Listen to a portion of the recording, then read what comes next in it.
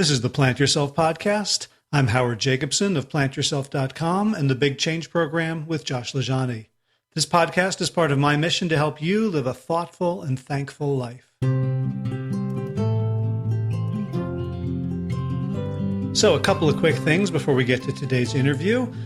First of all, I just got back from the Wellness Forum Health Annual Conference, and as usual, it blew me away. I got to meet some amazing people, including Peter Goethe, who is a fierce and tenacious critic of the medical establishment, the pharmaceutical industry, psychiatry in particular, and the evidence he marshaled to show that the system is rigged and we need to be careful was overwhelming. I also got to watch him run on a treadmill. He got on the one I got off at 6 in the morning, and man, he was going as fast as I was, and he's somewhere in his 70s, so whatever he's doing, it's working. I also got to meet D. Anthony Edwards, who is a hero of mine. His story is just amazing. You can Google it and see how he has managed to make peace with one of the most deadly cancers ever known. He's had over 360 tumors cut out of his body in the last few years. I met him in the gym the following morning. See, it's always a good idea to go to the gym really early. He started out by getting on the treadmill next to me at incline 5 and like 10 miles an hour, running as hard and fast as he could up the mountain. And then after a few minutes of that, he jumped off and did the most incredible body weight workout I've ever seen, including pull-ups that defy gravity. And he and I got to talking, and I think both of these guys hopefully will be on the podcast, along with a number of other folks that I met and was incredibly impressed by. Second thing is, I have 2 slots available in my coaching schedule for new clients. You can find out all about that at plantyourself.com/laser. It's hard for me to, brag on my own coaching, but I ask my clients to do hard things, so I guess I'll do a hard thing too. My coaching clients get really good results, and they get them quickly. And they tell me again and again how empowered they feel by our conversations, by the insights that I share, by my own example, that they make progress on things that had them sort of stuck and stymied and frustrated, sometimes for decades. So if you're interested in getting unstuck, whatever that might be around your health or wellness, check it out, plantyourself.com/laser. That's LASER. It stands for laser coaching because we don't waste time. We don't chit chat. We don't explore the deep, dark secrets of your childhood. We just use a reliable process that gives you massive traction on your most important health and wellness goals. And that definition comes from my friend and coaching mentor, Peter Bregman, from whom I've been learning for the past 18 years. Okay, let's get to today's episode. And first thing, I got to warn you, fasten your seatbelt, because today's guest, Jeff Stanford, and I had a conversation that took many turns, approached many subjects. It was hard to come up with a single blog headline for the conversation. I ended up with a line that Jeff had quoted me in an email before we actually got on the phone by the Indian philosopher Krishnamurti, who said, "The truth is a pathless land." And so I felt better. We were seeking the truth together. Jeff has a wonderful and varied and long story of spiritual seeking, of scientific seeking, and of entrepreneurship, and putting his vision of what the world should be into action for himself, for his family, and for the thousands and thousands of guests whose lives have been uplifted at his eco-resort, the Stanford Inn by the Sea, which is in Mendocino, California. We talk about Jeff's journey. We talk about why he decided to stop eating animals and the huge impact that had on his life in many surprising ways. And Jeff tries to help me clear up some confusions in my own mind about the different schools and traditions of meditation and what they do and how we should approach them. So I hope you enjoy this conversation as much as I do. And without further ado, Jeff Stanford, welcome to the Plant Yourself podcast. Are you going to tell anybody this is the second time that we've tried this? No, that will be our secret. Okay. Well, I'm glad to be with you. So let's pretend we haven't done this already, and tell us about the Mendocino Inn and Ravens restaurant. Just kind of quickly, like, what it is, and then we'll get into kind of all the interesting backstory around it. Okay. So this is the Stanford Inn by the Sea, a name that we actually was suggested to us by a writer, a travel writer that was out of Stanford University, and he suggested that we use our last name because it is a natural name and well known in California.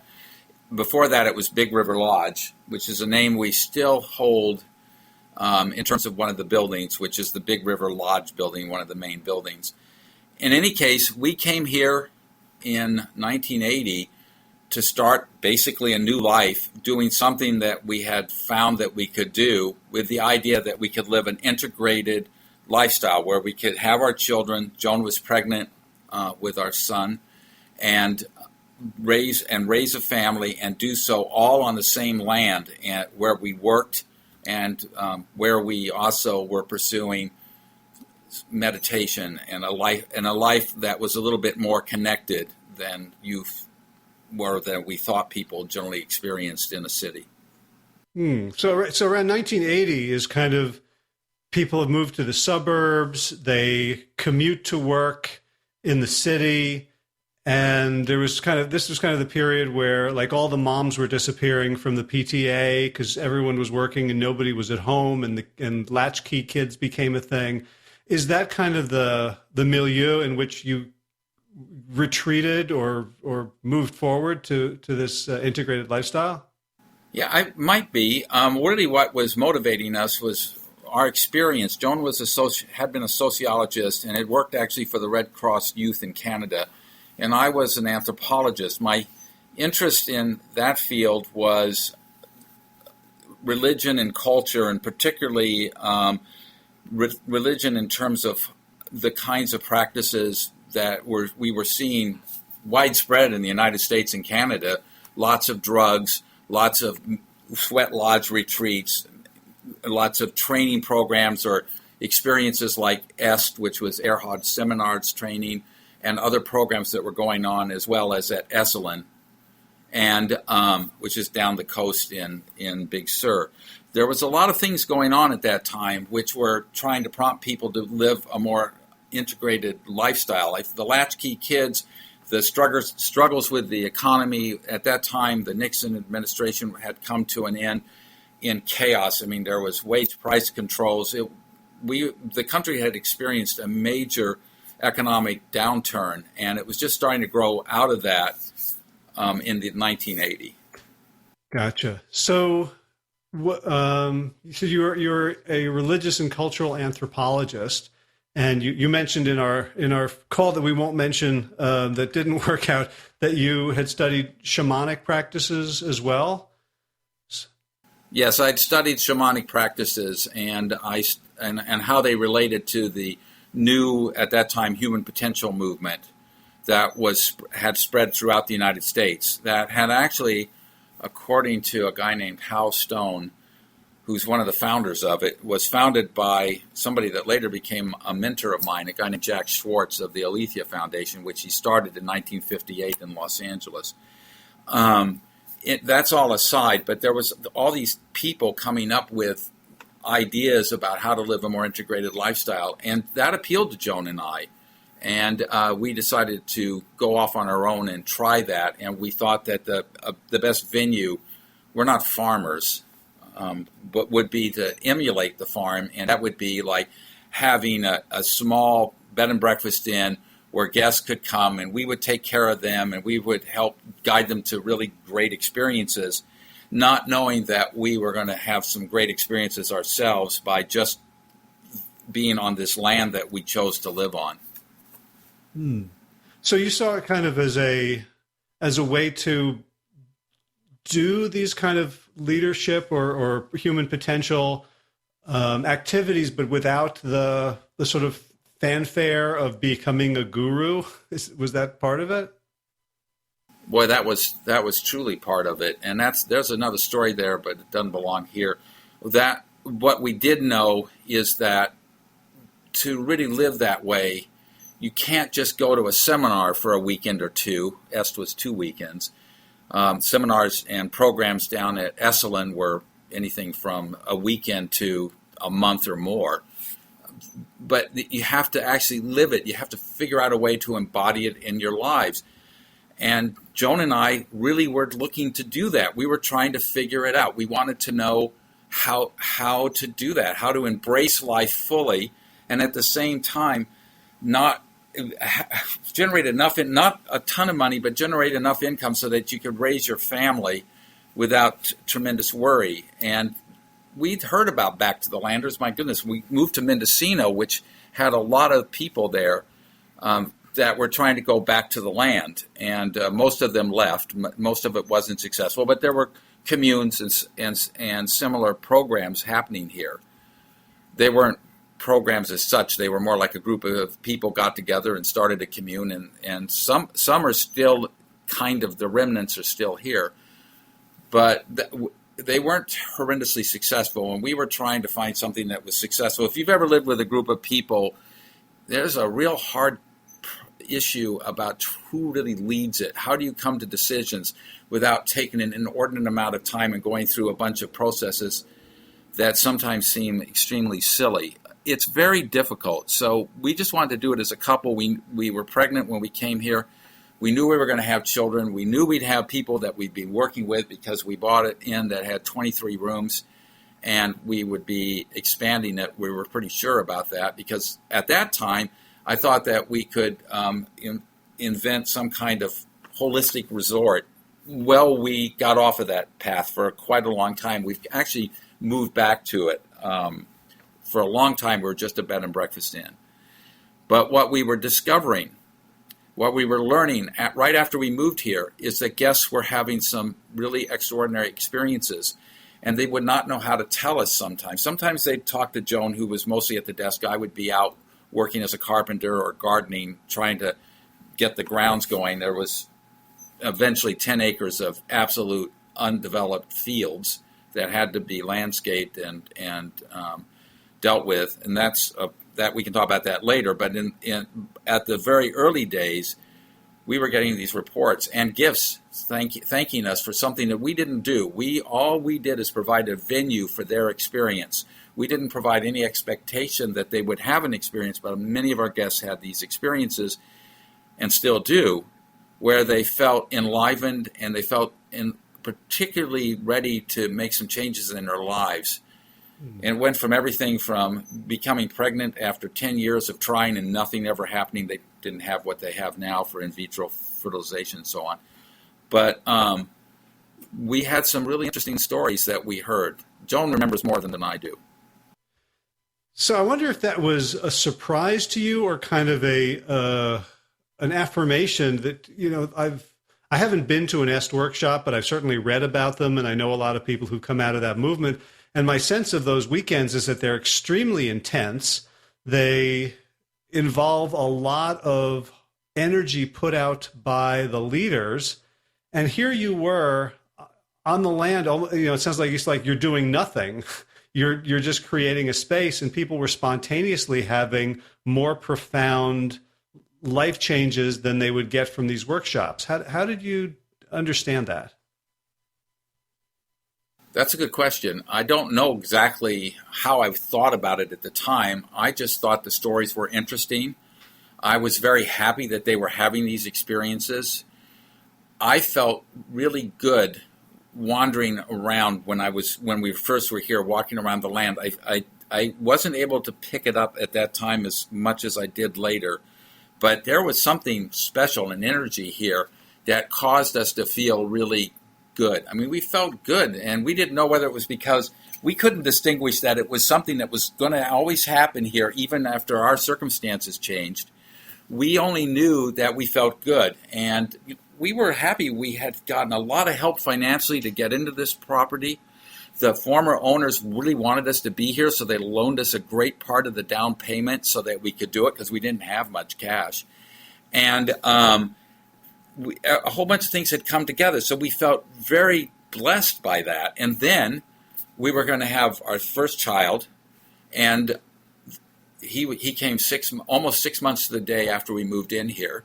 And it was just an amazing place to be, and everything was moving so fast. There was so much work to be done here because this was created by an electrical contractor who somebody owed some money to, and so he started building buildings using the contractor that owed him, and created this inn. And I think actually for the purpose of selling it. So they kept most of the property with the inn, and they kept just an acre for themselves.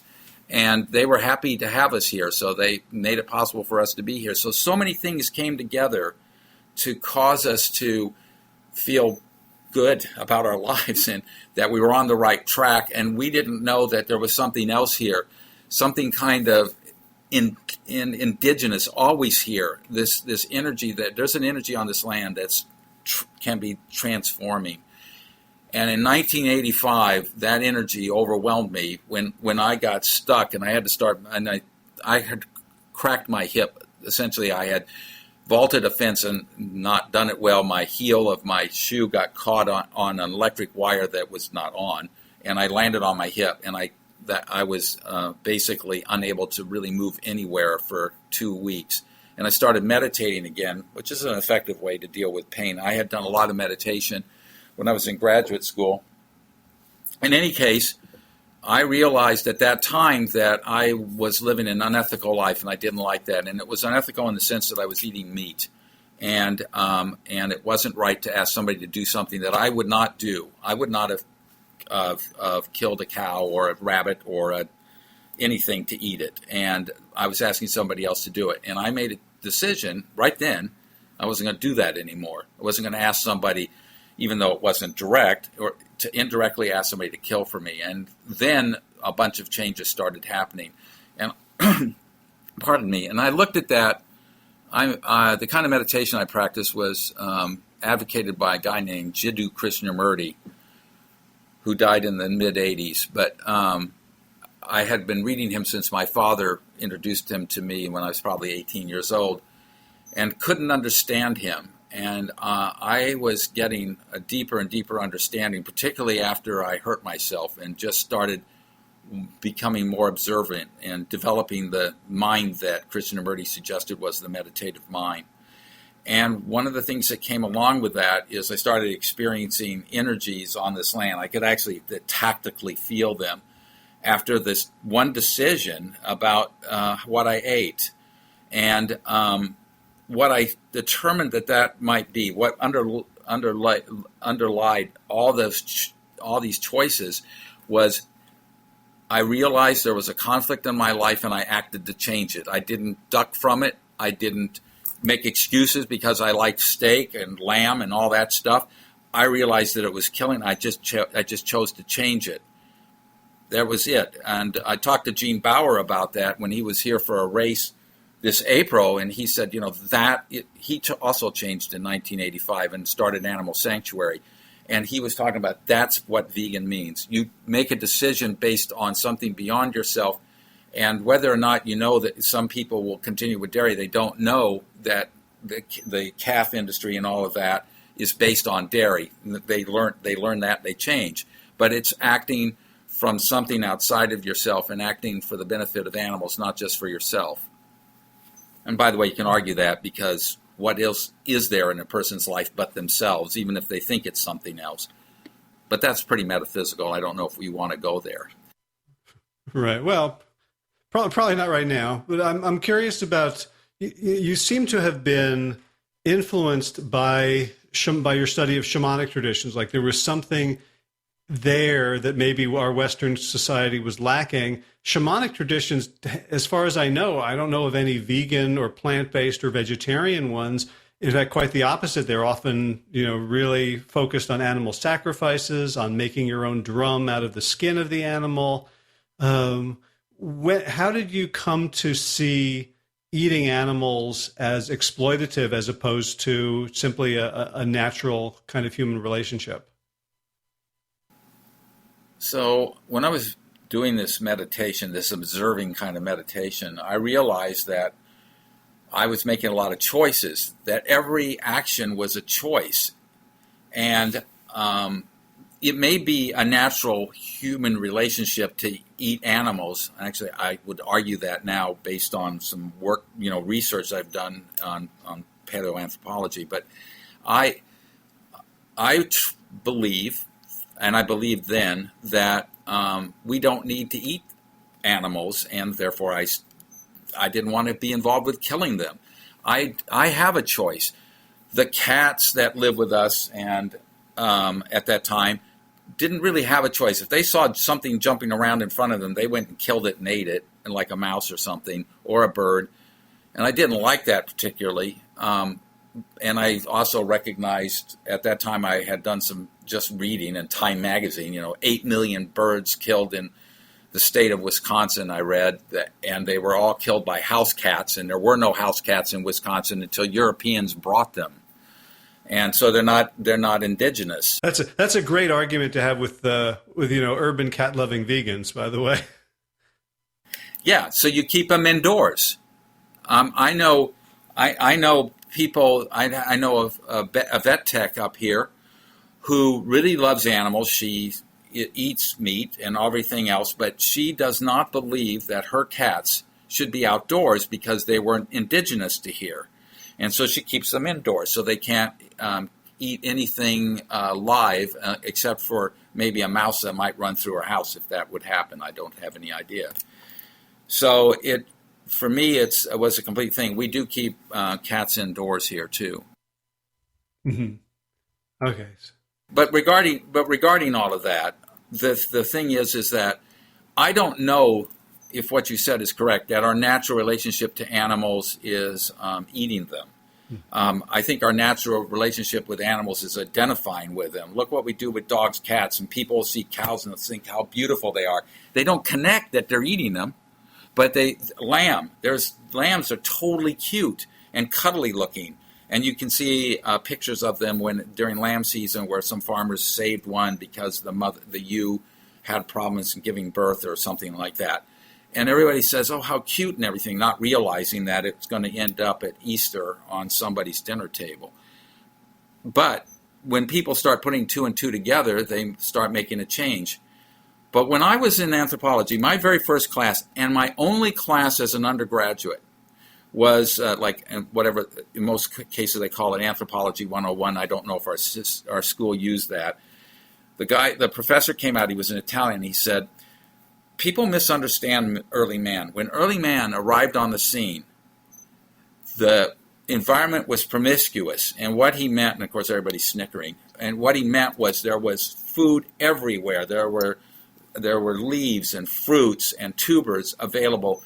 Life was much easier than one might think. They had to watch that themselves they had to watch out for predators themselves. But life was easy. There was a lot of food, and the populations grew. They developed languages and so on.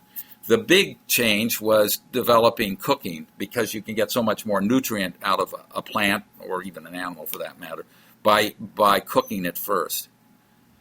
And I think that research is beginning to show that brain growth was a result of plants eaten with heat, under heat, after they've been cooked. I want to make it clear. I wasn't saying that I think that our natural relationship with animals is to eat them, but from what I understand of shamanic cultures, they have both, right? They identify with the animals, they pray to them, but consuming is very much a part. I'm just curious about your own journey, because I know a lot of people in the shamanic community, and they all tend to be very paleo, but they're like, well, I don't get it from the supermarket, but we make sure they had good lives, and I don't know, I make dream catchers out of the bones, whatever. But I know very few people from the shamanic world, or the alternate, let's say human potential world, who have embraced veganism. So that's kind of why I'm curious, and why I'm pushing you to see, to figure out did you have to overcome some of that, or did the veganism become a natural outgrowth of your own exploration of spirituality and human potential? Okay. I would say yes on the latter issue. veganism come out of spiritual orientation? Yes, I would say definitely. No question about that. As far as the shamanic programs and people eating paleo, well, that wasn't even in the lexicon. There was no paleo diet when I was doing this.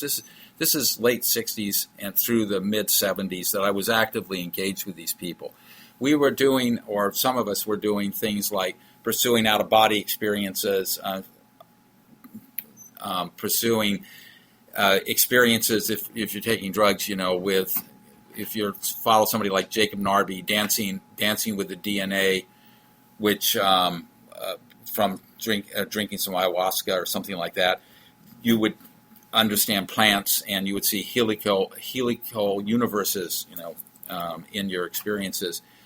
All of that's fine, and he wrote a book later on, but he probably doesn't eat a lot of animals. I would imagine that writer, he wrote The Cosmic Serpent, simply because he has a tremendous and deep appreciation of the intelligence in nature. These kinds of experiences, I think, would lead you away from killing myself, and they certainly seem to have done so for me. I didn't ever look at it that way, though. I looked at removing conflict in my life as the source of growth by getting rid of conflicts, or recognizing conflicts that are tying up psychic energy, real energy and physical energy, trying to hide from them. How many people have you talked to that try to form an excuse for eating animals, and they have all kinds of reasons and they have all kinds of difficulty talking to you? You can see them thinking, their lips move around, they have a real strain trying to figure out how to justify what they want to do. They haven't looked at it particularly, and they feel challenged just because you're vegan. And we've had a lot of guests come into the inn that aren't at all vegan and have a real problem because they never really looked at it, and we're a complete turnoff for them. They come here and they think they feel intimidated, but it's all them. We're not judging them. It doesn't do any good to judge anybody else anyway, because you can't change them, so why bother? But they are having problems with their own perception, their own self-perception. That's really interesting, because I just got back from Plant Stock last month, and Melanie Joy spoke about how to negotiate and engage with people who are engaged in what she calls carnism, this justification system for the exploitation and eating of animals. And I think in my mind, you've just taken it kind of a step further. And that, it's not me being plant-based or vegan that's the issue. It's sort of like I'm a rock that they've just run up against ethically. And like someone who's really, really clear about their own ethics around eating meat, let's say a hunter who, is completely unified and doesn't have a conflict in their own life, doesn't react the same way that someone who has that conflict. And even if it's unexamined, it's their own internal conflict that's got all the energy that comes out when they feel challenged or judged, whether I'm doing it or not. That's exactly right. And notice that energy that is so tightened around this effort to blind themselves to what they're actually doing. So you're there, and they see themselves, and it's like they're cutting into a steak or something, and they're realizing, and they don't want to realize. They just want to enjoy it. So where does that come from? I am not putting anything into that. I'm not putting any energy into it. I'm not arguing with them. I'm just vegan, and we don't even like using that term anymore because we just want to talk about being plant-based. We feel that it's much healthier to be plant-based. The human biome, the gut bacteria, so much of our health is based on an alkaline environment, which you can't get from animals, and based upon plants and fiber. You probably covered this in your podcast before. All of that is the way we actually evolved. And that's why when I said earlier that I doubt that we're really meat-based in the sense that we began talking about is that I think we were plant-based for the most part, almost 100%, except occasionally might have eaten a rodent that came and ate some of our nuts that we'd stored away. I really feel that way. I don't. There is just absolutely no biological basis to suggest that we are meat eaters. We can eat meat, but there's no biological basis that we are meat eaters, that we even evolved that way. It would have had to have been so far back, so pre-human, pre-Australopithecus and all those people, because of our teeth, and because I would assume that their teeth suggest the kind of biome that they had, and that human biome, those bacteria and viruses and all that stuff evolved with us, and they have that particular ability to intermix and create all that we need in terms of our immune system for stimulating it and making us healthier and more long-lived, better moods, all the stuff they're finding out today. That science is only 10 years old. It's amazing. And people should really start reading science. I mean, it'd be really a good time for North Americans to become much more serious about looking at peer-reviewed studies and stuff like that, rather than the detritus that they're looking at. Well, maybe if our leader has been able to help 400 NFL players take a knee, maybe he'll help us start reading science again. Yes, and maybe not trust undocumented social media, and maybe that'll create more time for people to speak to each other as human beings, across a table, or just sitting on the same sofa or couch. It's amazing to me what I see here at the inn now compared to what existed before the use of the smartphone. Basically, there've been cell phones for since the early 80s, but there's been much more disconnect between people as physically than there. I've never seen anything like it. I mean, people are just sitting. I'll go into watching our staff have family meal, and I'll count the number of people on their cell phones while they're all eating together. And they used to talk together, and they talk about guests that were coming into the dining room and stuff like this. Now they're completely disconnected, and they're in each one of their own private little social world with maybe they're messaging a spouse or boyfriend or girlfriend or something like that, but they're not connected to the people in the same room with them. So there's 5 to 10 people there, and there's usually more than 50% of them are going to be on their cell phones like that. Do you try to do anything about that as sort of the patriarch of the inn and the environment and the energy? Yeah, I go in there and I say, there's 5 of you on cell phones. You ought to talk with each other. And I make it funny. I'll usually make some kind of joke. No, I can't demand that. That's their time to use their cell phones if they want to. It just seems to me that what they're missing from the actual energy of exchange between a person that's sitting across from the table from them or next to them or cat a corner to them, doesn't matter. There's energy in that room. That dining room has a ton of energy in one particular corner. I'm not going to identify it. I don't want to tell anybody about it. They can figure it out. In one particular corner. And it actually, it's lighter there. I mean, it's a brighter corner. And that enhances communication between the people that are there. But if they're communicating to people that are going to pick up and read that message in 2 or 3 minutes, and it's not ongoing, and they're in another house, 14 miles away, like up in Fort Bragg, which is the next community up, there isn't the same kind of energy exchange. There's no physicality to it. Mm. And from reading about, I think it was, I can't remember what magazine it was, but I think it was on your website, a Mendocino sort of a article about you. You became very sensitive to the energy of the land when you started working on it, over 30 years ago. What did you start, and you said it got enhanced after your hip accident and you engaged in meditation. Can you describe to someone what it's like to notice energy from the land?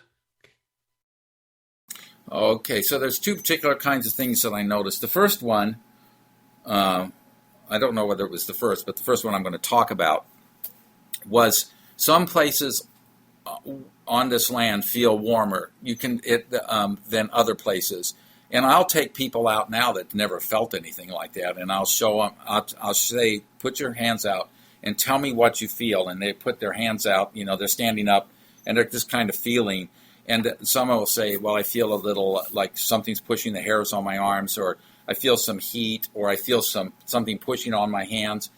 They feel something. Most people do. I would say probably 90%. Pardon me. And they get kind of excited, but what they're doing is they're feeling a flow of energy come up through the ground. And there are several places like that. One of my staff, who's been here for some 30 years, she has favorite places that she'll go if she's having trouble with a significant other or something like that, because the energy just makes her feel really good. I believe that energy, though, is pretty much non-valent. I've done some things with it before where, I'll give you an example. A person that had recently gone through some intense chemotherapy asked me to come over and feel a really negative space that she had found, just kind of searching for energy. She had been a person, she was older than me, and she had been a person that was very much into the human potential movement of the 70s and 80s and 90s. Anyway, so she asked me to come over there. I was in Hawaii with her at the time. I went over there, and I felt the energy, and the energy felt fantastic. And I attributed her feeling that it was negative to it really working with the chemicals, helping her cleanse her body, basically, but erupting that stuff. It was, moving in her body, and so she was feeling that it's negative. And I think that so much of everything really is a matter of how we look at it, how we interpret it, not really what's there in itself. So most of the energy that I've ever experienced, I have not really experienced negative energy. I've experienced where I don't sense any energy, like it's a vacuum of a hole of energy, if you want, but I'm not attracted to it and I don't feel unsafe there. But generally speaking, there's either some energy or it's pretty much just, and it's just even. That energy is just even, and then there's some places of high energy. And then occasionally there are places that don't seem to have any, like the energy retracted like a turtle pulls its head in. That's been my experiences with it. Yeah, I'm imagining some people are listening to this and they're not relating. I can understand. All right. So there is a significant sort of public segment of the plant-based community that wants to be extremely science-based. I'm much more comfortable with them and science than I am with these. These are my personal experiences, and many people that come here experience that stuff. I cannot tell you what it is, and there's no science to back up any claims that I would possibly make about it. Okay, so that's what I'm kind of asking is like, there's often a dichotomy or a bifurcation between the people who, want to cite the latest, literature, the latest study, the China study, or, Dr. McDougall. And then there's a whole group of people who are into the spiritual and the intuitive, and they tend to talk about bio-individuality, and they're very sweet, but I find it frustrating to talk with them because they tend not to give a ton of credence to science. And it seems like you are kind of straddling both worlds or very at home in both worlds. And I'm curious what that's like. Okay, first of all, I was trained, I believe in science, and I believe in numbers, and I believe in statistical analysis and the rest of it. And I believe paying attention to that stuff. That's how you move things forward. Science is where normally when I was growing up anyway, was where you could get agreement that, yeah, this happens. Given this and given that, something, C, given A and given B, C happens. And it's almost always A, B, and C with a certain probability that, D happens, but it's usually almost totally negligible. I love the science of people like Rupert Sheldrake, who's trying to quantify morphogenic fields and all that, and I think he has something there, and he wants to test it all. That's that whole 100th monkey precept, and I think that's worth pursuing. But until that's really well established in science, it's something worth pursuing and interesting. I like science, and I like the science of about food, and I like the science about how our teeth are formed, and I like that kind of stuff, and talk about real things instead of talking about what we would like to have, that we grew up in a culture that always had a steak or a roast beef or something like that on weekends, or a chicken in the pot like Hoover asked for when he was running for president. All those kinds of things. I want a science that shows that was the wrong way to go, and we should have just grown more crops. I like that. And I don't want to argue any of this stuff from a spiritual point of view. However, I don't want to deny that I had a lot of spiritual transformative experiences after I made the choice to become basically vegan. And why I think that happened was because I eliminated conflict in my life. And I've been looking at this really seriously since 1985, so that's obviously 32 years. And I've been looking at it continuously with the idea of what actually happened. And I think what really happened is I freed energy. And once the energy is freed, I went and pursued other conflict, get rid of other conflicts, the stuff, try to understand my own anger, try to understand why I chose one thing over another, or if I couldn't understand it, how to get beyond it. It's sort of why did you choose vanilla ice cream over chocolate ice cream? Try to understand all of those kinds of choices. Look for conflict. Look for where you're actually wrong, where you've made pronouncements and you said, some horrible stuff. That actually doesn't apply to me, but where people have declared things like that idiot. I'm sorry, I shouldn't probably call him an idiot, but I think he is the man that was just selected to become the Republican Alabama Senate candidate for election. Judge Roy Moore. Roy Moore. He's an idiot as far as I'm concerned. Why doesn't he? You got to look at where you make a pronouncement and say this is bad, and then you got to figure out whether or not it really is bad, where that gay person really is coming from, and all the rest of it.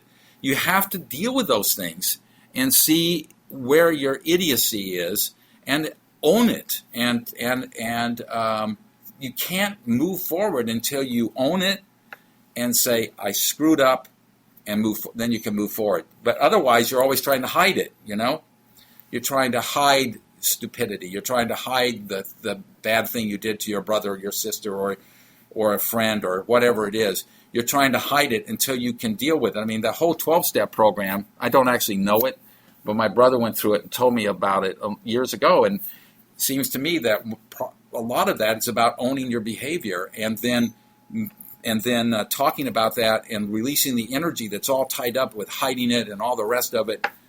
And you go through a few Seinfeld episodes and then you're all right and you can move forward because you've released a lot of energy. But anyway, releasing that energy here for me caused me to have some interesting experiences that were rather extraordinary. But I don't have any science to say that's going to happen to everybody. I'll give you an example. A really well-known guy from the city came here with his 10-year-old son. And he had an epiphany. Something wonderful happened to him. He wrote me a letter, told me about it, but didn't describe the experience. He just called it an epiphany. And he said, you've got to let people know about this. And I wrote him back and I said, I would, but once you set up expectations, the expectations get in the way of the experience. And he wrote back and he said, got it. You're right. And he dropped that was the end of that conversation. And See that? Let me interrupt you there, because what I've learned scientifically is that expectations cause the experience. So there's something different going on here, or it might be a different field or mode of being. But if I'm running a program and I want people to feel like they're going to be successful, I will create expectations, like the Pygmalion effect, so that it will happen. And you're saying that in these domains, the expectations actually block the the success of the thing that they might want. I can give you a few examples to discuss about this. One is that there's a site that a Stanford archaeologist was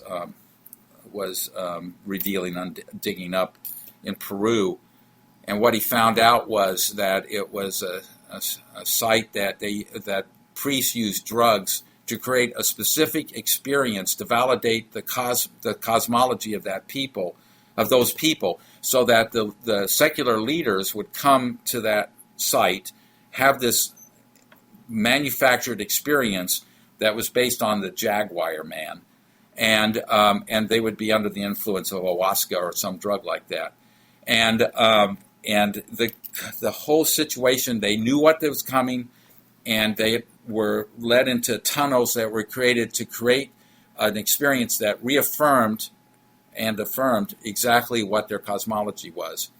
And that's what expectation does. So you can create a tremendous amount of energy. You can use drugs, you can use hypnosis, you can use sweat lodges, you can use meditation, doesn't matter what it is. But if people have an expectation of what's going to happen, they very well can get that. But the problem is that isn't necessarily beneficial. The kind of experience that I had here, the kind of experiences I had here, I never expected, nor did I even anticipate that there was such a thing. The first one was seeing things that turned out to be, I talked to some people that were more knowledgeable about it after I saw them, but these blobs of light moving around the plants and all of that, particularly at dusk and at night. Obviously, they're hard to see during the daylight because it's bright here. That was one of the first things that I started seeing, and I talked to people, and they said, well, these are divas, and you can communicate with them. Well, I already knew that you could communicate with them because I tried to, but that was something that started right after that change to being to being vegan. But the question is, and I had nothing at all to guide me as to what those things were, and I had no expectation that I would ever have seen anything like that because I never even read about anything like that. But when I read about people communing with spirits, I had a completely different picture in my mind. And the problem is there's only one other person here that's seen them. He doesn't live here anymore. He lives in Loomis, but he still is a very close friend of mine, and he saw the same things, and he didn't think, we never told each other because we didn't think he or anybody else would see them or had seen them. And then one day, his head and my head turned really quickly following one of those, and he said, I said, did you see that? And he said, yes, I see them all the time. He was a guy that grew up on this property. Anyway, the issue is, when it's not something that you can form a consensus about, I don't like going there. I don't want people to expect to have that kind of experience because it's beyond my control. If I want them to, I can't create a context pretty much that they will get that experience like you can. If I want somebody to be joyful about not eating meat and enjoy and have a joyful experience about cooking and preparing plant-based foods and getting to understand the nutritional effects and all that, we create programs like that, and people come out of here feeling great. You can take a picture of them at the beginning, and we should, and then you see them at the end, and their faces lost all the tension. They have more glow there because of how they're eating. They no longer have splotches on their face. It changes them, and they see that. How long that lasts for, I don't know. They might be like, when people go to these kinds of training programs in the 70s, they'd go home, and after 2 weeks, everything would return to normal, not the good normal they really were trying to achieve through attending a program like Erhard Seminar's training. So that's the problem. Joan and I wanted to live it every day and not have it be something that dissolves away after 2 weeks. Right. So what you're describing in terms of there's truth out there, and you can experience it for yourself, even if it's not scientifically validated or predictably spread around the population. Reminds me of something you emailed me before our talk about the path of, or the truth is a pathless land, right? That once you lay out the path, then someone can follow it. And you're never quite sure if they're discovering the truth or if they're just following the trolley car tracks of their own expectations. Exactly. And, I look at this completely differently than a lot of people. I got to tell you, I am a minister. I don't do much. I do mostly spiritual counseling. But one of the things is, this sacred versus secular. I think that's a totally phony dichotomy. I think we have a body, and we live in a world where there's chairs, because I'm looking at one, and there's cars, and there's people, and there's traffic, and there's noise, and there's cell phones, and there are people always on these cell phones, and there's all this stuff always going on, and to discover your life in that, and your own meaning and your own power, and there's power in understanding and knowing that meaning, is fascinating to me. And I think that's really what the nature of life is. You don't go hide under somebody else's belief system, whether it be Roman Catholic or Lutheran or Jewish or Muslim or whatever. You've got to find this for yourself. And I think that's what some leaders were saying, and yet we got totally lost. I'm reading this incredible book about Buddhism right now by a guy named Stephen Batchelor. He's an amazing writer. Oh, is that Buddhism without beliefs? No, he wrote that. No, this is After Buddhism, it's called. It's his newest book. Okay, I don't know it. It's well worth reading. And the Buddha that he talks about is, he doesn't produce him, he talks about it. He's eking out of the early literature, or the early writings, is a totally secular person. He is finding life, and meaning in the secular daily world. He's not just hiding out in a forest. And it's an absolutely beautiful book, because what he's talking about is attainable. That's what Dharma means anyway. It's attainable for everybody. And now, I don't know a lot about Buddhism. I've read books, by Rensselaer and stuff like that about meditation, because I teach meditation, but I teach such a different meditation than I don't teach sitting meditation. I teach an approach to life, how you look at life, how you look at yourself, and how you try to get away from condemning or super enjoying or, being proud of yourself, get rid of attachment, really, and still find so much significance, because actually that opens the door to significance, and it opens the door to spontaneity, and that opens the door to complete compassion.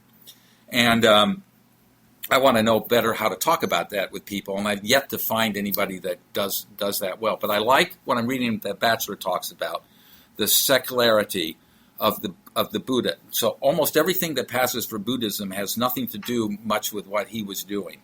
Look at what's going on in Myanmar right now. Buddhists killing Muslims. It's amazing to me. That would have been the farthest thing in the world that he would ever do. Right. Yeah, I just took a note that as I have each interview, some part of my brain is always searching for the title. And I like something about this conversation is really like busting dichotomies for me. One of them being this exploration that I tried to pin you down on between sort of spirituality and science, and I'm not able to pin you down. And so when you mention someone like Rupert Sheldrake, who most quote scientists would get very upset if you mention him, because they would see him as renegade, and because he's exploring things that are outside of paradigms. And I think about people like Colin Campbell, who explored outside of the paradigm and got vilified by a lot of his colleagues, and people like Wilhelm Reich, who tried to quantify. You mentioned you love numbers. He tried to quantify these energetic states. Do you feel like all this spiritual stuff is simply science that we haven't figured out how to measure yet? No, I think it's measureless. It's not measurable. I think that a lot of that isn't something that is going to yield itself to science. And I think the stuff that yields itself to science is stuff that we can actually use or make and benefit other human beings. And I think the compassion is immeasurable, and I think that that this talking about these energies and all of that is interesting. We haven't really measured them yet. The Russians tried to claim they were doing that back in the 50s. They weren't. There's no evidence to suggest that they had anything at all. But everybody wants to make it scientific. I'm happy if we just do good science. Sheldrake was trying to do good science. He wanted a lot of experiments, and he was suggesting them. That Lynn McTaggart, who came up with the field, she came out with a book of some experiments that we need to do. People that looked at Colin Campbell's work when he was working at Cornell, was it Cornell, I think? Anyway, wherever he was, they didn't like his results. He was basically saying animal products feed animal-based cancers. In other words, cancers in animals, and some other things. And he was dealing with how it can feed other disease. Animal products feed other diseases, and they didn't want to look at it, and they vilified him. But his stuff was science, and the fact that other scientists vilify it without doing the same work, without doing the same kind of experiments, without trying to validate it or invalidate it, doesn't matter what, and being honest about it, without being paid by the Dairy Council, the Beef Association, that is real science. And I think Campbell did real science, and it just was a pushback because what it did is it hit the culture of these people. And their culture is really hard to give up. I mean, each of us are an expression of culture, even though we don't really know it. We think we're independent. We think that we're unique. But what we are is a unique combination of learned stuff that we learned, that we experienced, that moves around and forms who we think we are, and nothing about it's unique. What's unique is your relationship to all of that, and that is something that you have some control over. The rest of it, it's kind of like a self-organizing principle. There was a guy, I guess he was at Davis, that did a lot of work on this area, a guy named Arthur Dykman back in the 50s and 60s. We're self-organizing. We see patterns. It's all automatic. And then the trick is to embrace that and get a sense of the specialness of that we are actually all of that. We're not just the thing that sees it, but we're the thing that's being seen. We're the subject and the object. And people don't get that. And that, I think meditation, which isn't quantifiable, is the way to go. But to talk about it in a way that people don't have to sit for 10 days like a Vipassana. Vipassana is a great place to relax, to come to ground. If you've interviewed Sid, he's always talking about grounding. That's very, very good. And that kind of meditation is where you start. But it doesn't always where you start. You can do it while you're walking. You can do it while encountering a major problem. You can deal with it. You can slip to it when you're having a major issue with your kids. There are a lot of times that you can deal with that, and you bring that kind of meditative mind, that detachment, that ability just to see both sides of it, both sides being you, the responder, and you and whatever it is you're responding to. And at the same time, realize that you're not, that the witness or whatever it is you think is seeing all this and is so much wiser, it's not different. It's part of that whole process. Yeah, let me ask you about that. And this, I feel we've had a very, very sort of freewheeling conversation. Neither of us really knew what we were going to talk about when we started, and so it doesn't have the kind of narrative arc that I often use as a crutch.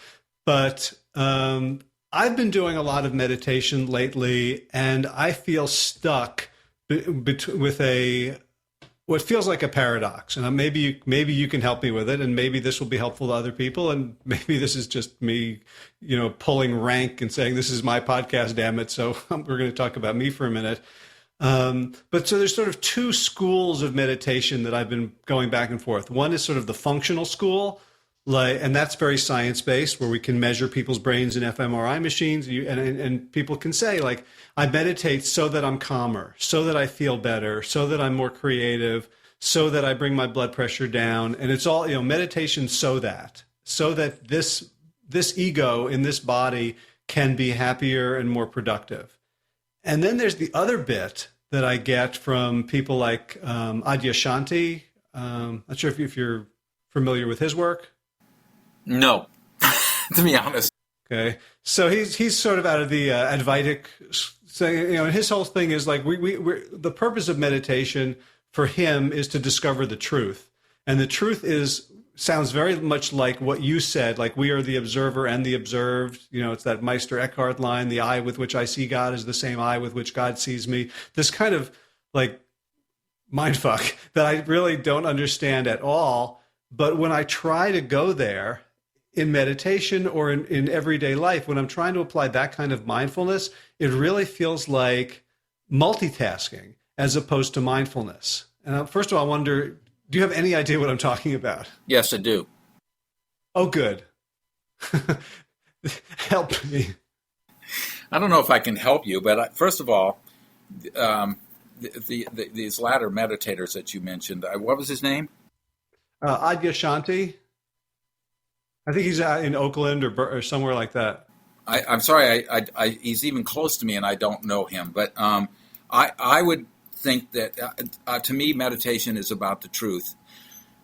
There's two kinds of meditation. There's the kind that, I'm pretty sure that, I'll give you an example. A guy, John Kabat-Zinn sent a person here to look upon, he'd heard about the inn, and he wanted to look at the inn as a possibility for a retreat, a meditation retreat, and basically I think it was an introductory meditation retreat for some high-powered business people, where they were going to have a place to just completely unwind and learn about meditation. And I think he was going to lead it himself. So this woman, some assistant of his, comes here and wants to talk to me about it. And Joan introduced me, and I said, and Joan wanted me to handle this because I do meditate on a specifically, not on a regular basis, like a lot all the time as much as I can. Anyway, so I'm in the dining room with her, and I said, "This is not a place you want to do this." And she was like stunned, like I was already turning her down before she even got into what she needed, how many rooms, and how many people would be doing it and all that. And she said, "Why?" And I said, and I pointed out the window, and at a distance there's a bridge. And I said, "You can hear the bridge. And you can really hear it when there's a siren across it if the ambulance is going. Trucks go up and down the road over here. This is a great place to meditate because you have to learn how to deal with all that. But when somebody's paying, that they were going to be paying a lot of money, these participants. When somebody's paying a lot of money, they want to have the meditation experience that they have already imagined. And that is perhaps all they hear is a cricket and at a distance, so they don't get annoyed by the cricket, or a bird flying off or something like that." And we went very deeply into this dichotomy of the two kinds of meditation. Meditation in the world, meditation in a meadow someplace that wasn't too busy with insect activity. And she completely got it. And she called whoever she was responsible to. It might have been John Kabat-Zinn. I don't know who she called. Told them what I said, and they agreed that this was not a place to do it, and thanked us, and that was it. And that's the point. One kind of meditation sets a whole bunch of expectations, and it comes with it, and you relax. And sometimes it's going to be hard because it's like Vipassana. I've never sat for 10 days. I got to learn how to sit for 10 days, but you can't even do the 3-day until you've done the 10-day. So there's all these expectations they've heard people have been talking about. The kind of meditation that the fellow in Oakland or Berkeley is talking about is where you're looking for the truth, and that's going to be a path that you develop as you move into it, and you'll be developing, is this true? Am I experiencing, or is this just something comes up, and is this just something that I learned, this response to it, that I like this thing? Whatever it is, you just keep asking questions. It's very inquisitive. But the questions aren't something you go and sit down and talk to some other person about. They're questions that you ask yourself about. You see where your attachments are, and whether or not you're seeing what really is there. And then when you really see what's there, you can't talk about it, and it's a flash. And so they're both forms of meditation are totally valid forms, but they have two results. One is an exploration that never ends, and you keep slipping into what, if you read Batchelor, what I believe the Buddha was calling. They don't call him the Buddha, they just call him Gautama. but what Gautama the Buddha was calling nirvana, and it's a flash. It isn't something that stays with you that way.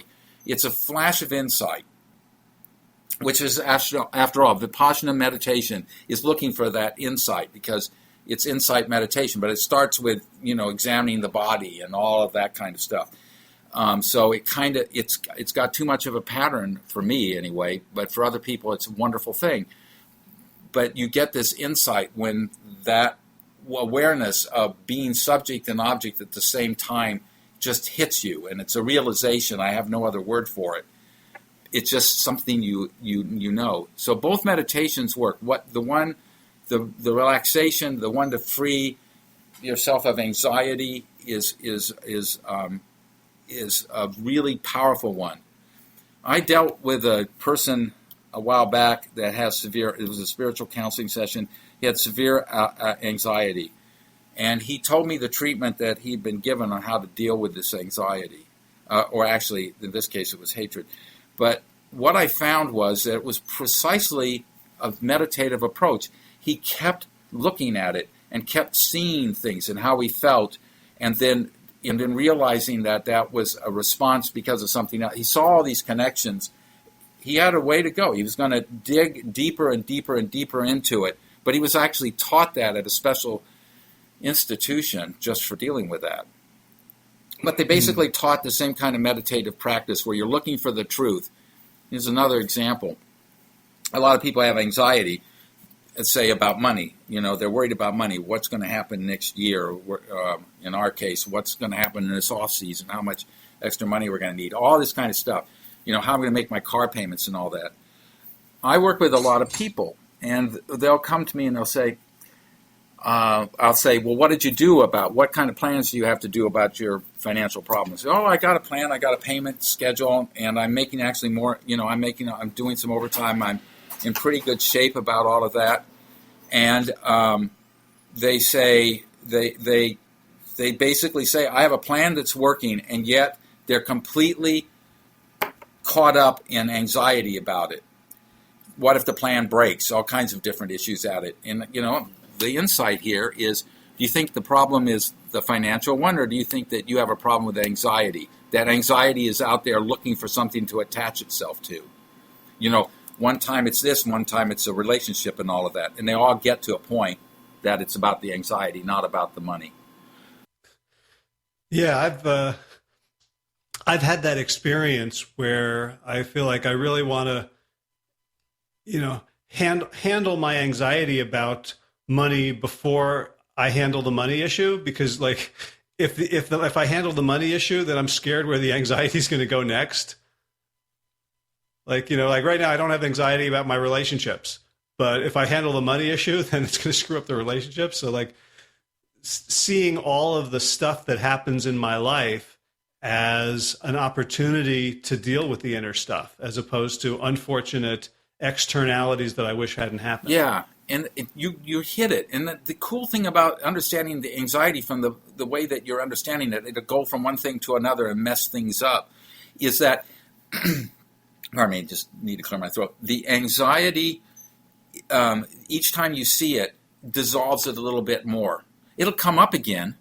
It's not an instant healing from anxiety, but the next time you will remember, and you'll go, aha, that's just anxiety attaching itself to it. I got to deal with it. I'm going to look at that. I'm going to look and make sure that everything's okay in that relationship, or everything's okay in my debt handling, or whatever it is.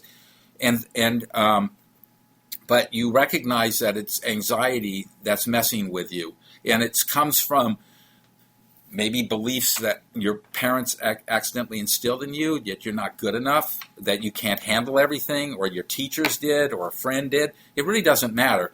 But you just keep getting into it, and you pretty soon start dissolving it. And each time, the effect is less. And it's an amazing place to be. I've done a lot of it. I have a lot of anxiety. But it actually works. You just keep at it. And the trick is to recognize that you're experiencing anxiety. The thing is that I start thinking, well, it's a problem about money.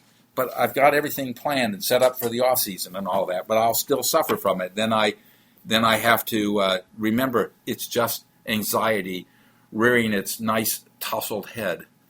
You know what I mean? But we have to keep doing that work.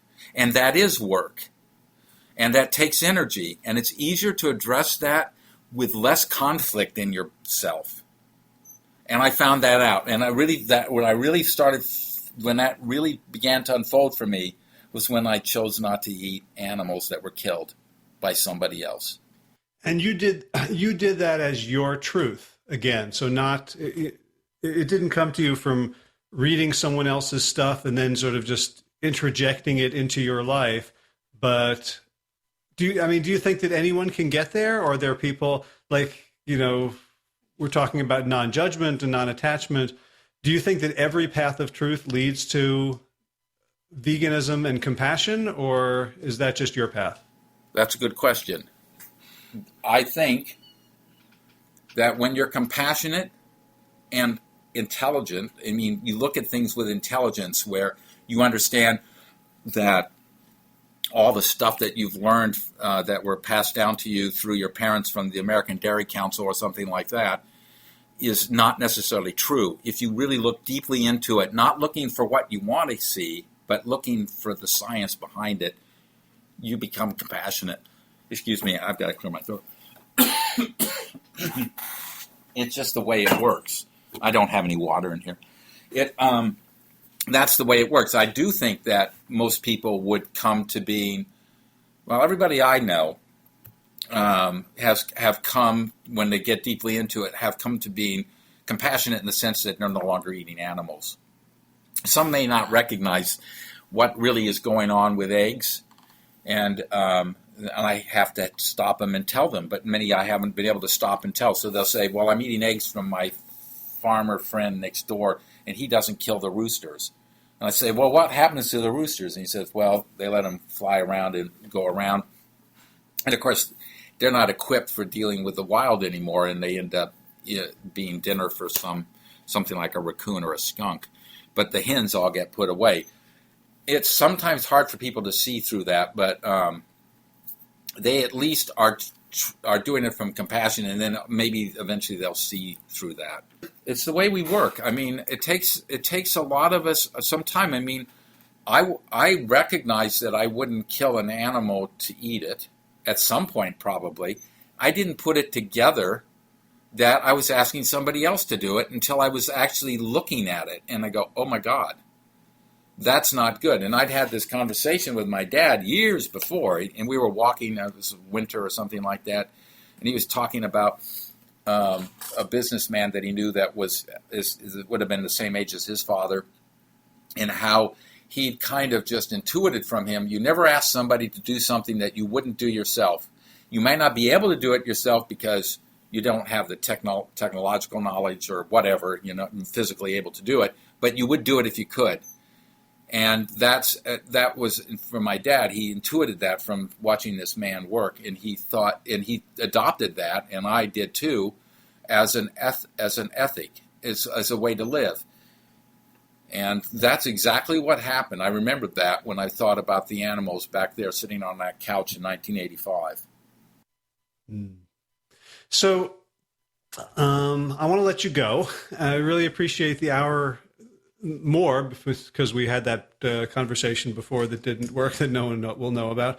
But tell folks a little bit about the Inn. Just kind of people have heard the energy behind it, the energy behind you and the vision. Now let's do a little ad so that people can know about the Inn and if they want to go there, what they would discover.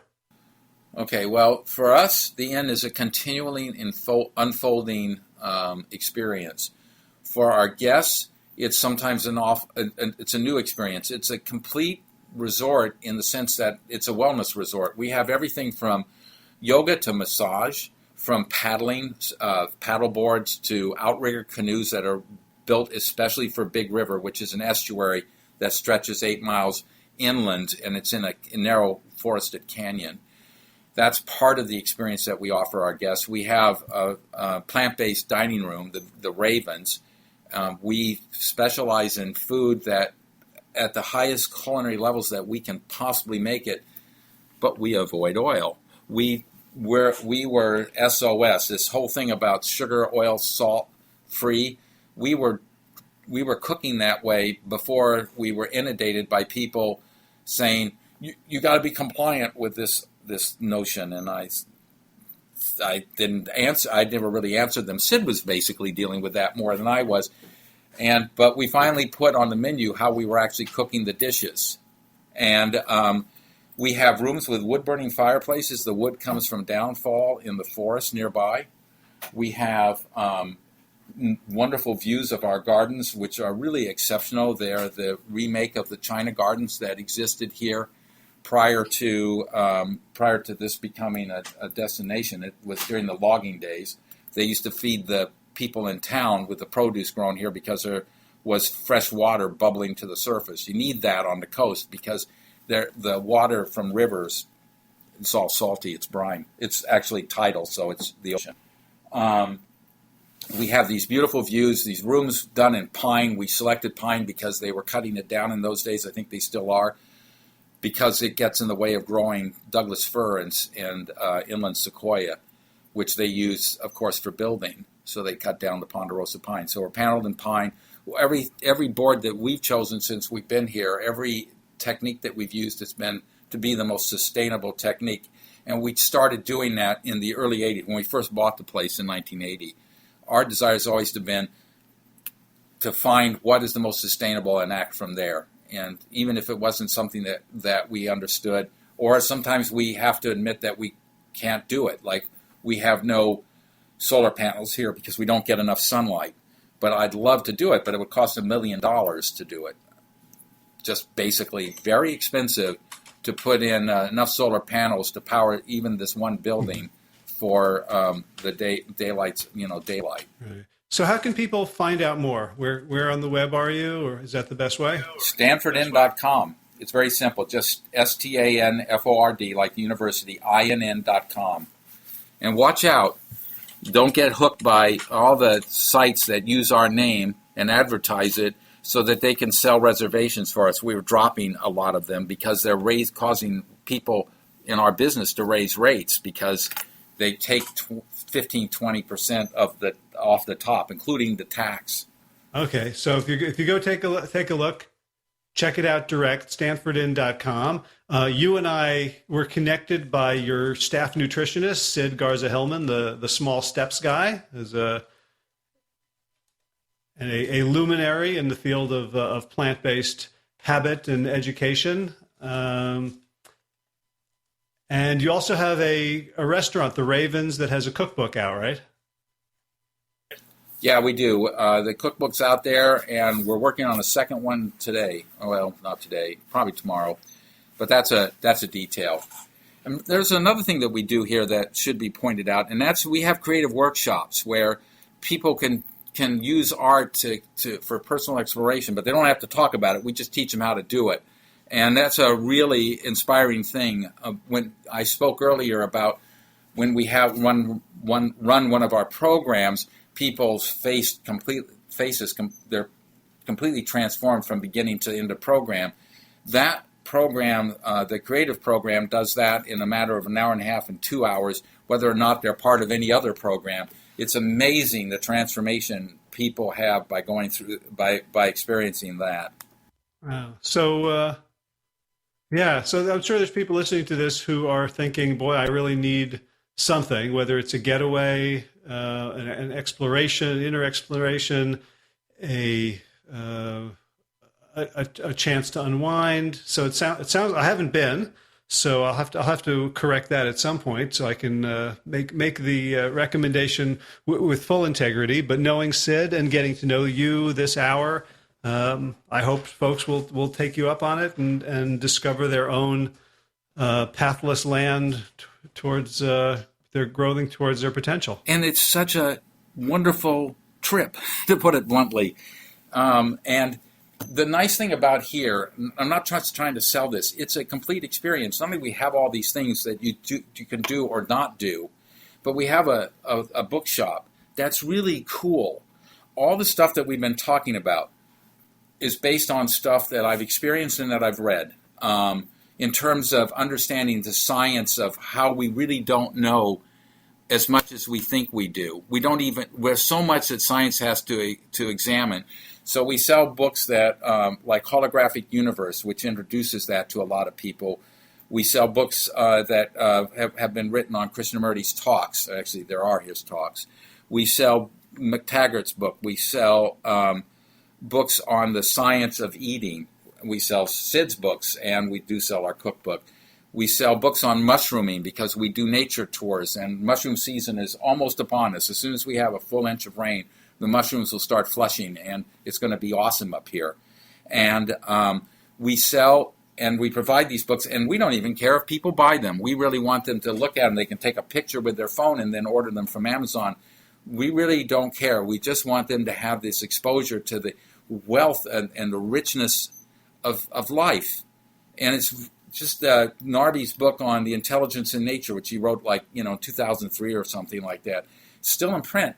It's awesome because you have no idea that slime mode is smart. It's very interesting. They stimulate your imagination, and you have a far deeper appreciation when you read these books about the intelligence of a cephalopod, of an octopus, or the intelligence of something like a slime mold, and you don't want to really kill it with bleach, even though somebody's going to slip on your walkways. It's very, life is full of wonder, and we try to provide that, either people wandering around, going to tide pools, paddling up an awesome river, going to a creativity workshop, doing yoga, or just reading by the fireplace, burning wood that's sustainably harvested from deadfall. It's what we're trying to do. We want people to be, when they leave here, to have something to take with them that they can continue to build on and grow on. And that's really why we're still doing this after 30-some years, almost 40 years. And it is 40 years. We started actually in 75. Beautiful. Well, I look forward to experiencing it for myself one day, for me and my family, and I hope others will, listening to the podcast, will go check you out and then get back in touch and let me know and thank me for introducing them to you. The other thing is, they can get a lot of our philosophy by checking out, this isn't really an ad, but Raising Healthy Parents that Sid just released. A lot of it's based upon getting the same kind of stuff that we hope people experience here, by getting to be healthier oneself. Then you become a healthier parent, you become a healthier spouse, you become a healthier coworker, you become a healthier boss. Yep, and I'll have Sid on to talk about that book at some point in the next couple of months. And I just want to thank you, Jeff, for your generosity of spirit and taking the time with us today. You're really welcome, and I'd like to meet you personally. I would be very interested to talk to you about meditation. Cool. I'll keep working on it, so I have more questions. Call me anytime. You've got my email address. Great. Thanks so much, Jeff. Great. It's wonderful meeting you. If you enjoyed this episode of the Plant Yourself podcast, please subscribe and leave a review on iTunes. For more information about the Big Change Program, led by me and Josh Lajani, visit bigchangeprogram.com. And be sure to check out the show notes for today's episode with links to all the philosophers and the authors that we talked about, as well as the Stanford Inn by the Sea and the Ravens Cookbook at plantyourself.com/239. If you're new to this show, you can catch up on 238 archived episodes over at plantyourself.com. If you get the podcast, but not the weekly-ish newsletter, The Big Change Bulldog, you can get that and also get the Slippery Slope Report at plantyourself.com/slippery-slope. In addition to subscribing on iTunes, other ways that you can support the show and help us get our word out is by sharing this and other episodes on social media, and becoming a patron of the show with an ongoing contribution. You can do that over at plantyourself.com and just look for the Patreon link in the sidebar. I'm up to $441 a month, which is $59 shy of $500, which is halfway to my first stretch goal. I would love to make that happen so that I can devote more time to the podcast. You might be noticing that I'm back to a twice a week schedule instead of once a week. If you appreciate that, if you like the extra content, if you liked the shorter episode with Elspeth Feldman, the Speedy Vegan on her Thanksgiving cookbook, Pardon My Turkey, and you want more content and just more stuff and more of my time, it comes at a price. And the price is for you guys telling me it's worth it to you. And the best way to do that is to actually defray some of my costs, some of my hard costs, and some of my time costs by becoming a patron. Again, you can go to plantyourself.com and just click the Patreon link in the right sidebar on pretty much any page. In garden news, there's not much garden news. The kale is sort of holding its own. We're making our morning smoothies, I would say, every other day from garden kale and every other day other than that from Costco kale. So not bad, not bad. And in running news, this was my last week off. And finally at that treadmill, because other people were watching me, like Peter Goethe and D. Anthony Evans were watching, so I cranked it up. I set the incline higher. I set the speed higher. So I think I'm back and I'm ready to chase my next goal, which might be the Tobacco Road Marathon in Durham in March, but it might be the Baton Rouge Marathon coming up before then, or I was invited to run the Little Rock Marathon in Little Rock, Arkansas, also beginning of March. So the marathon world is my oyster. I'll keep you posted as I decide what I'm going to do next.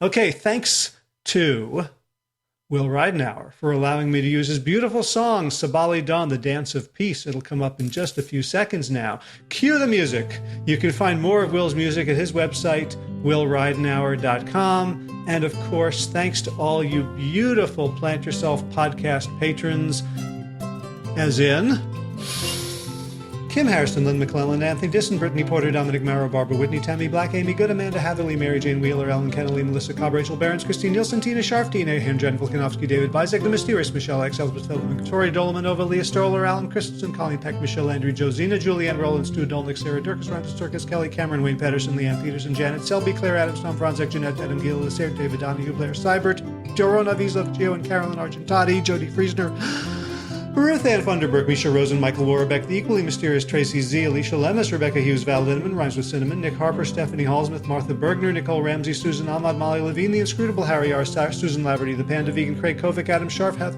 Karen Burry, Heather Morgan, Ashley Corcoran, Kelly Machia, Deanne Norton, Bonnie Lynch, and Plant Happy Oregon, Sabine Kurtzels, Nigel Davies, Marion Blum, Teresa Copel, Shell Ridlitz, Julian Watkins, Breed O'Connell, Brian Sheridan, Shannon Hirschman, Kate Rolls, Linda Ayat, Julie Lang, Holm Hedegaard, Isa Tuzinois, Connie Hainline, and Erin Greer. And Erin, apologies. Erin's been a supporter for a while, and somehow her name was not on the list, but it is now. Thank you all for your generous support of the podcast. That's it for this episode. I'll see you again on Friday. And as always, be well, my friends.